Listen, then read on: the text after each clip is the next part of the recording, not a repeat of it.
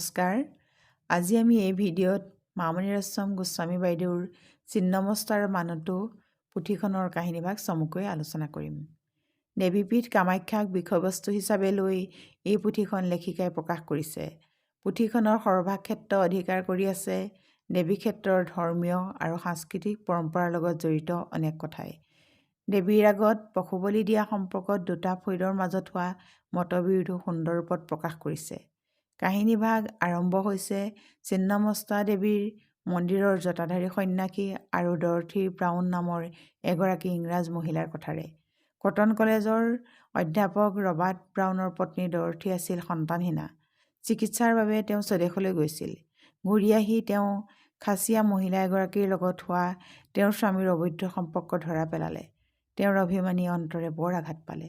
সেয়েহে মনৰ শান্তি বিচাৰি ছিন্নমস্তাৰ সন্যাসীৰ আশ্ৰয় লৈছিল।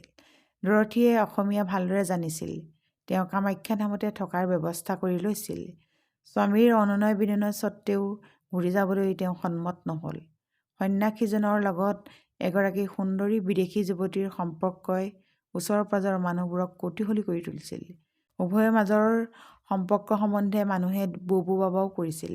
কিছুদিনৰ বাবে ছিন্নমস্তাৰ সন্যাসী আৰু ডৰথী ব্ৰাউন কামাখ্যাৰ পৰা আঁতৰি থাকিছিল।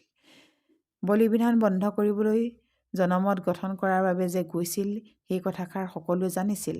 অভাৱ, অজ্ঞতা, নিৰক্ষৰতা, কুসংস্কাৰ, অন্ধবিশ্বাসে গ্ৰাস কৰা সাধাৰণজনৰ সঁচা কাহিনী পুথিখনত সুন্দৰকৈ উল্লেখ আছে। সুদীৰ্ঘ দিন আঁতৰি থকাৰ পিছত প্ৰথমে ছিন্নমস্তাৰ সন্যাসী আৰু পিছত ডৰথী ব্ৰাউন কামাখ্যা ধামলৈ ঘূৰি আহিছিল।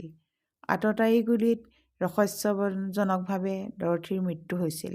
আততায়ী যে ডৰথীৰ স্বামী ৰবাৰ্ট ব্ৰাউনেই আছিল সেই কথা সন্দেহৰ আৱৰ্তত আছে।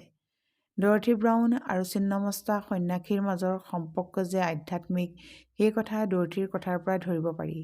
ডৰথীয়ে কৈছিল, মই থাকিম, মই অহৰহ তোমাৰ ওচৰত ছাঁ হৈ থাকিম।